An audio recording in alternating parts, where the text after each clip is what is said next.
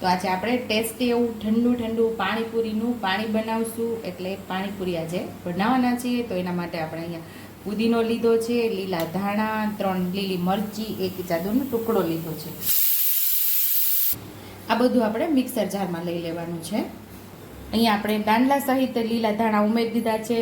1 ચમચી જેટલો પાણીપુરીનો મસાલો ઉમેરેલો છે. 1 ચમચી જીરું ઉમેરશું અને નીચે આપણે આદુની કટકા કરીને ઉમેરી દીધા છે અને આ પુદીનો ઉમેરી દઈશું. ખટાશ માટે આપણે અહીંયા લીંબુનો ઉપયોગ કરીએ છીએ. આ જગ્યા ઉપર તમે આંબલી અને ગોળનું પાણી ઉમેરી અને આપણે જે પાણીપુરીનું પાણી તૈયાર કરીએ છીએ એ ખજૂર અને આંબલી અને ગોળનું પાણી પણ એ સાથે મિક્સ કરી અને ખાટું મીઠું પાણી પણ તૈયાર કરી શકો છો. આપણે ખાટું જ પાણીપુરીનું તૈયાર કરવાનું છે, ફુદીના ફ્લેવરનું. એટલે અહીંયા 2 લીંબુનો ઉપયોગ કરશું આપણે.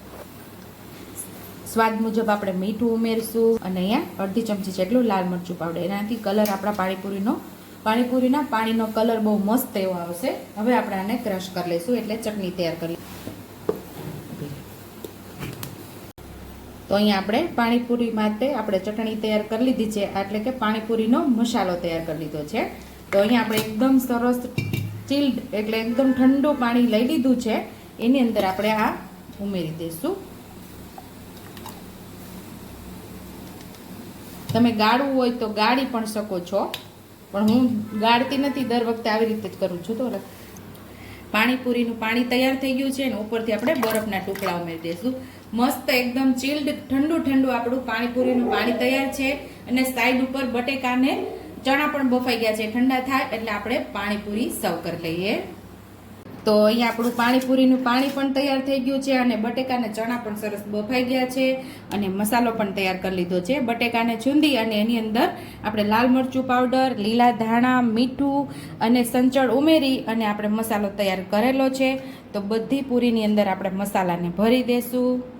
તમારે ચણાને મિક્સ કરવા હોય તો મિક્સ કરી શકો છો. મેં ચણા એટલા માટે અલગ રાખેલા કે જે લોકોને ચણા ન ખાવા હોય એ ન ખાય એટલે અલગ રાખેલા છે. હવે આપણે ચણા પણ ઉમેરી દઈશું આની અંદર.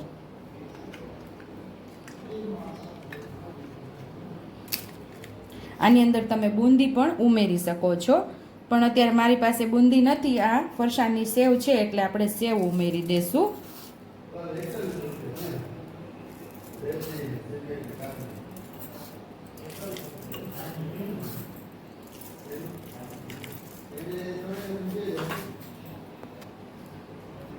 અહીંયા આપણે થોડો ચાટ મસાલો ઉમેરી દઈશું. આનાથી બહુ મસ્ત એવો ટેસ્ટ આવશે આપણી પાણીપુરીનો. તો અહીંયા આપણી ટેસ્ટી એવી પાણીપુરી તૈયાર છે. જો તમને મારી રેસીપી પસંદ આવી હોય તો મારી રેસીપીને લાઈક કરજો, શેર કરજો, સબસ્ક્રાઈબ કરજો, બેલ આઇકોનને દબાવતા ભૂલતા નહીં અને કમેન્ટ બોક્સમાં કમેન્ટ કરજો કે મારી રેસીપી કેવી લાગી. તો આવજો.